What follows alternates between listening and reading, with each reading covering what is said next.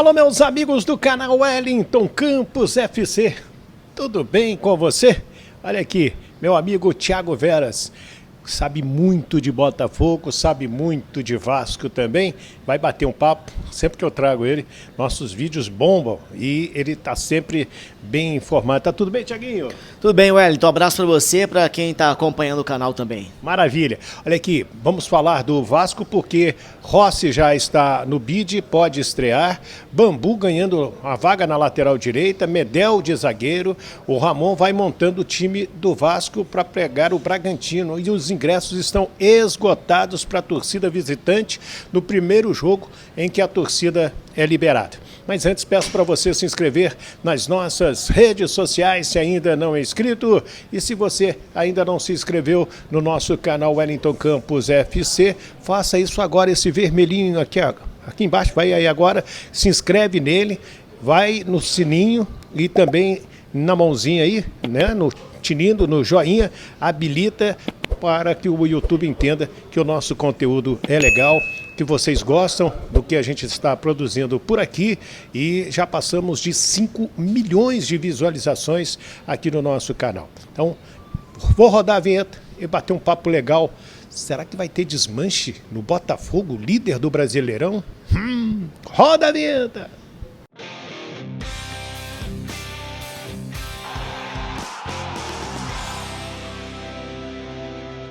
Meu amigo Thiaguinho, chega pra cá, Thiaguinho.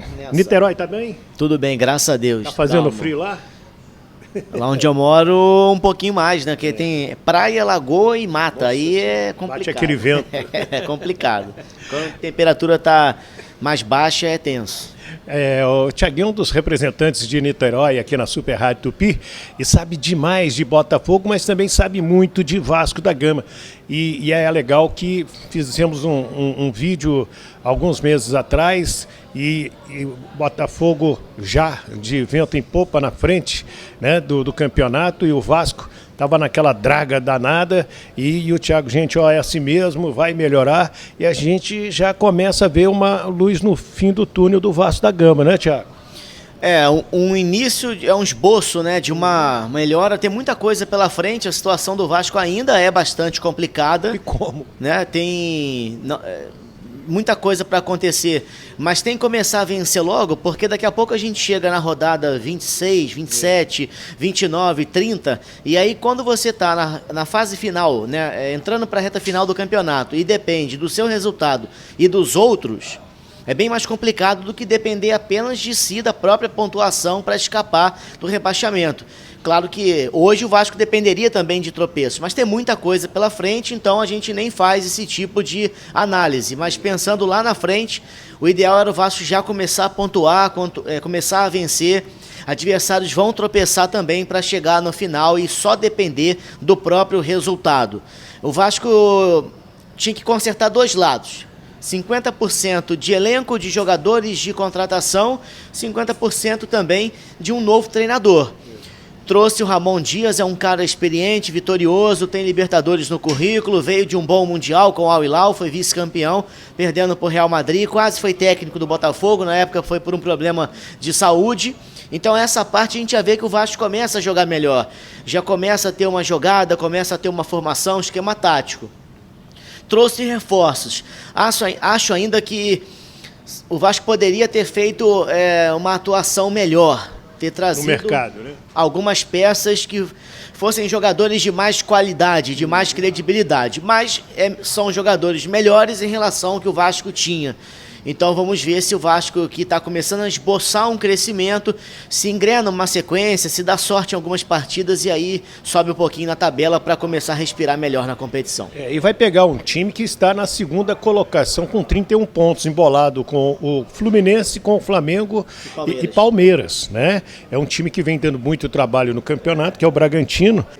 E a força da torcida do Vasco da Gama é tão grande, o Thiago, que esse é o primeiro jogo. Bragantino e Vasco, que a torcida vascaína pode voltar aos estádios e em poucas horas, nesta quinta-feira, esgotaram os ingressos para a torcida visitante lá no estádio Nabi Abichedi na segunda-feira. Ou seja, o Vasco está tendo o apoio novamente do seu torcedor. É verdade, né? A torcida é muito grande, vai sempre comparecer em bom número em vários lugares do país, em vários estádios, né? Eu também já tive a oportunidade de fazer jogo lá. É um campinho bem organizado, hoje com muitas melhorias, inclusive, né? Gramado bom, né? Gramado bom. E, inclusive, antigamente a gente não via a presença da torcida do Bragantino. Agora é um novo modelo, a SAF, né? Red Bull Bragantino. E aí, no caso, a gente está percebendo nos jogos que o torcedor tem comparecido, tem sido um estádio sempre cheio. Então, por ser mais acanhado, se torna um caldeirão. E pelo time que o Bragantino tem, com a campanha que está fazendo no Campeonato Brasileiro, vai ser um jogo dificílimo para o Vasco e é uma prova também, né? Que o Vasco vai dar ao seu torcedor de ver se está esboçando mesmo essa reação, se vai conseguir, né, um bom resultado para projetar também em casa cheia no Maracanã com o Atlético Mineiro, ou se o Vasco vai capengar de novo, vai tropeçar e vai voltar essa cobrança, essa desconfiança pelo resultado no Brasileirão. É isso aí. E sobre o time, o Praxedes está fora porque ele pertence ao Bragantino. O Marlon Gomes tem treinado como titular e o técnico do Vasco, Ramon Dias, vai poder contar com o Rossi, porque já está no BID, chegou magrinho, chegou bem fisicamente, está treinando bem, poderá estar relacionado para essa partida. Você gostou da volta do Rossi? Você acha que é importante? A passagem dele foi interessante, né? Então, ele é um jogador que tem uma identidade com o Vasco, né? Meu único questionamento é o seguinte, fez parte do planejamento o Vasco contratar o Rossi? Essa é a minha dúvida. Se fez Ou parte foi um negócio de oportunidade? De um planejamento, ok, o clube pretendia um atleta para a posição, se encaixar num perfil, tudo mais e tal. Se não fez parte de um planejamento, me parece que o Vasco fez outras tentativas no mercado, não conseguiu, e aí o que pôde achar de mais interessante seria o Rossi. É um jogador que tem uma idade mediana, ainda tem lenha para queimar, gosta do Vasco, né? Veio com esse discurso de que voltaria para casa motivado para ajudar o Vasco a sair da zona de rebaixamento, no Campeonato Brasileiro melhorar a performance. O Rossi é um jogador de velocidade, muito brigador, muito raçudo, isso mexe, traz a torcida também, mas também tem um outro lado que eu já vi vários jogos do Rossi em passagem anterior no Vasco que a galera pegou no pé. Então tomara que ele chegue motivado, tomara que ele possa contribuir, mas o meu questionamento é esse, se foi planejamento realmente do Vasco, queria esse tipo de jogador, ou se restou ao Vasco a contratação do Rossi, porque tinha que contratar alguém para poder reforçar o elenco nessa etapa da temporada. Bem, o Robson Bambu, que parecia que estava descartado, virou lateral direito. O próprio Ramon Dias, na entrevista, falou que ele jogou muito tempo no Santos de lateral pela direita, né, lá no Santos. Ele meteu também o Medel na zaga, que, meu Deus do céu, foi sensacional a partida do Medel, né? Que é um jogador que chegou muito útil, virou capitão da equipe. Hoje o Vasco conversa dentro de campo, cobra da arbitragem. Eu acho que era mais ou menos comum, Wellington, a gente imaginar que o Medel chegaria com essa função, né? E na seleção chilena ele é zagueiro, né? E é um cara líder, um cara que, como você falou, se comunica, que cobra, que orienta, que posiciona, acaba sendo uma voz do técnico em campo. O Vasco há muito tempo estava sem esse jogador, sem essa liderança, né? Time calado, né? Exatamente, time um pouco inexperiente e tudo mais e tal. Então a chegada do Medel, pela experiência que ele tem, seleção chilena, a carreira que ele já até agora construiu no futebol, vai ser essa peça para ser o técnico em campo, né? Deve ser ali a liderança principal do Ramon Dias nesse time do Vasco. E o treinador já enxergou a característica do Robson de poder fazer essa função enquanto não tem o Puma, que no último jogo ficou fora machucado, né? O Vasco comunicou. Ele já está treinando. Inclusive, ele e o Jair já estão treinando. E aí fica aquela dúvida. O Jair volta, fica o Zé Gabriel, que fez também um jogo muito interessante contra o Grêmio. Mas eu acho que o Jair deveria ser titular, ter mais qualidade, né? Ainda mais agora com o Vasco com mais pegada, com mais força. No setor de meio campo também, o Medel pode ser zagueiro, mas pode ser aquele primeiro homem, como foi contra o Grêmio, né? Jogando assim. Então acho que o Jair é uma peça que vai agregar essa força à parte técnica, né? A saída, a chegada ao ataque, é um bom finalizador também. Eu acho que ele 100% à disposição. Se fosse eu treinador, não teria dúvida em colocar o Jair no time titular do Vasco. É isso aí. O Anderson Daronco vai apitar o jogo. Ele que apitou ontem a classificação do Boca nos pênaltis contra o Nacional do Paraguai, do Uruguai, que foi um jogo interessantíssimo da Copa Libertadores da América. Thiago, quero falar com você, já que eu falei Libertadores, o Marcelo, né, foi suspenso 3 partidas pela Conmebol, está fora das quartas de final, seja contra o Flamengo, seja contra o Olímpia. Ficou de bom tamanho, pelo lance. Eu me recordo todo mundo falando que o cara tinha quebrado a perna, você na redação fazendo, gente, atingiu o joelho. Doutor Thiago. É porque pela posição do jogador assim, né? A gente viu que a pancada do Marcelo foi aqui, mas ele rodou isso. Então, ficou muito claro, né, que foi questão de joelho realmente.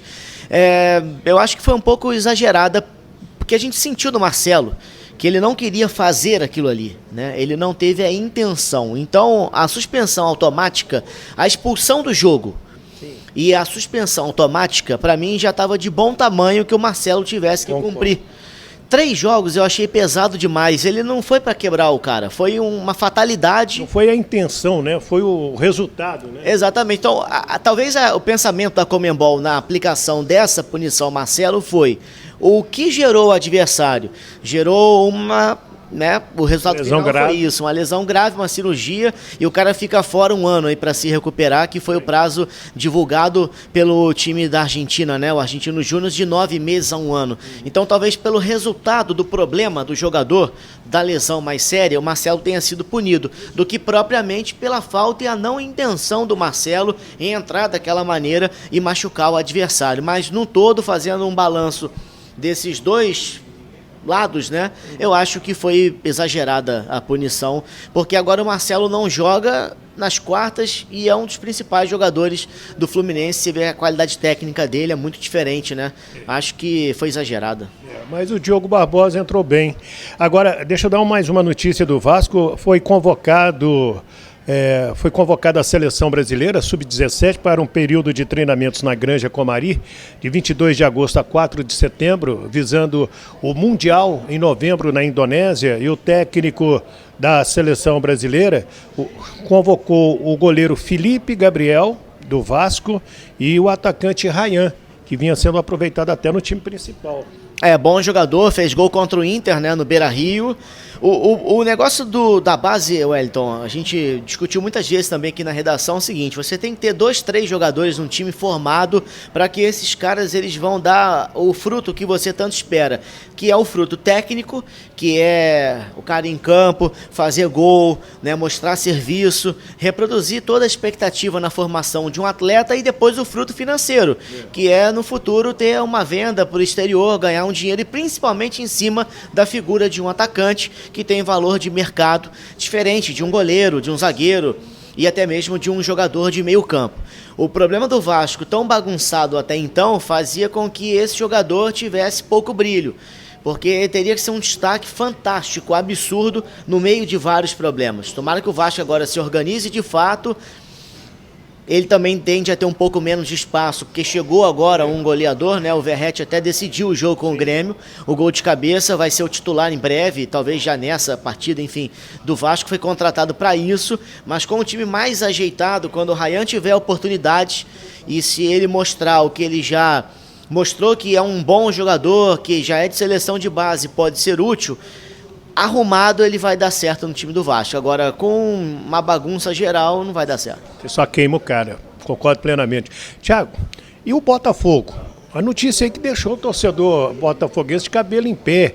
Lucas Perry e Adrielson vão embora, mas isso é para agora? O John Textor já vai levar os jogadores, já vai começar o desmanche do líder? Não. Bom, informação do nosso colega, né, lá de São Paulo, o André Hernan.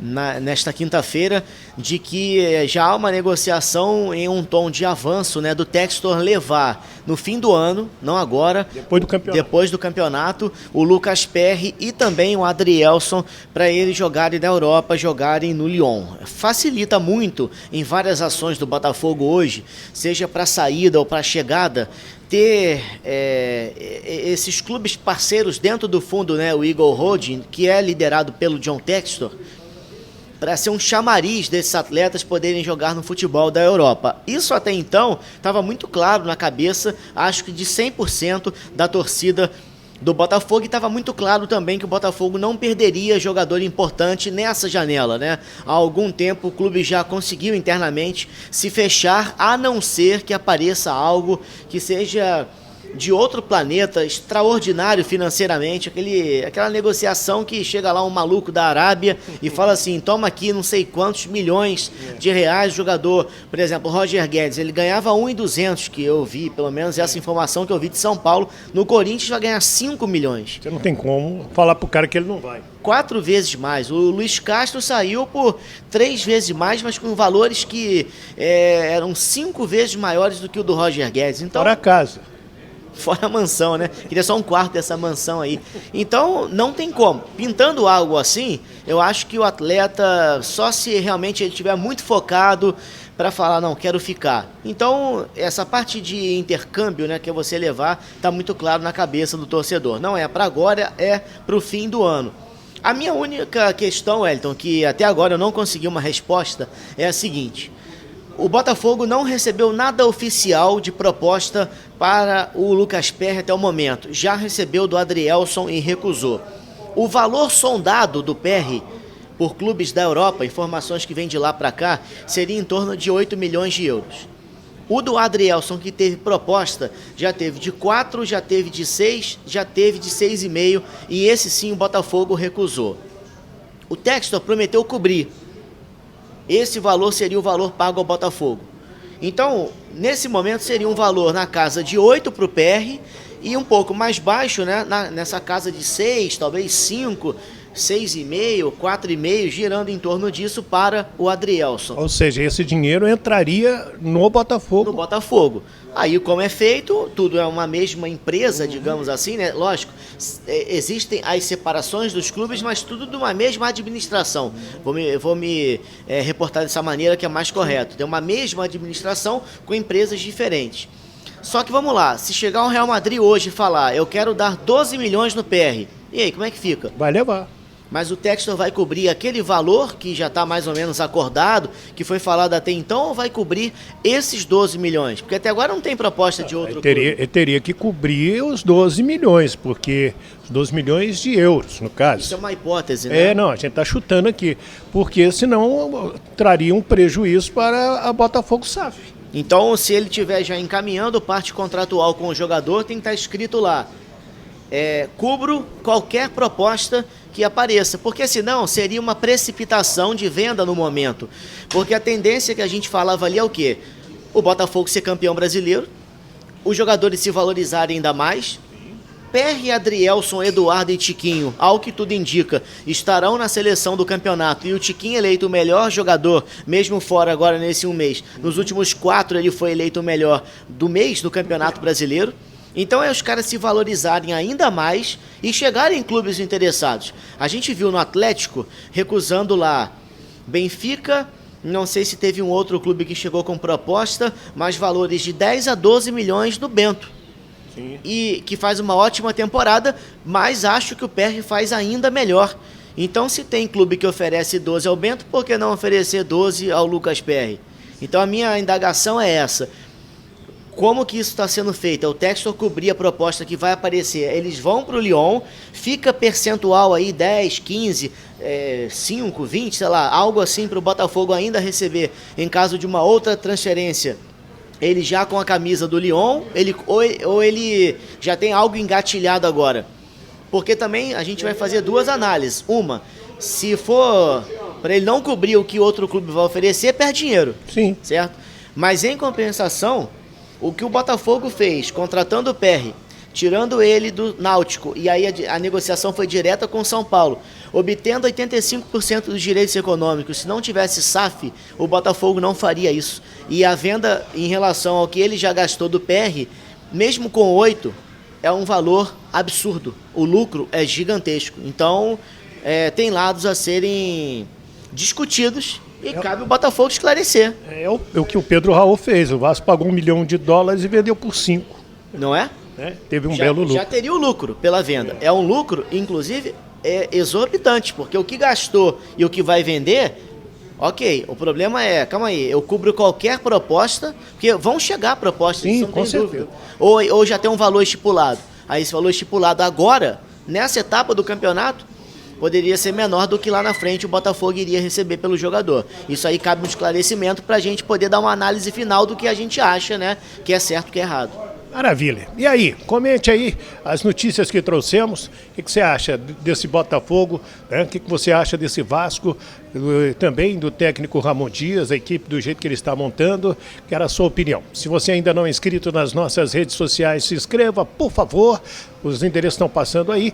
E se você ainda não é inscrito no nosso canal, Wellington Campos FC, faça isso agora. Esse vermelhinho aqui embaixo, clica nesse vermelhinho aí, em inscrever-se. E vai lá no sininho e também dá o joinha e habilite o sininho na palavra todas para receber todos os nossos vídeos e o YouTube entender que o trabalho que a gente está fazendo aqui é muito legal, que vocês gostam e estão recomendando para outras pessoas também. Muito obrigado. Fiquem com Deus. Do Rio de Janeiro, Thiago Veras e o Wellington Campos. Um abraço.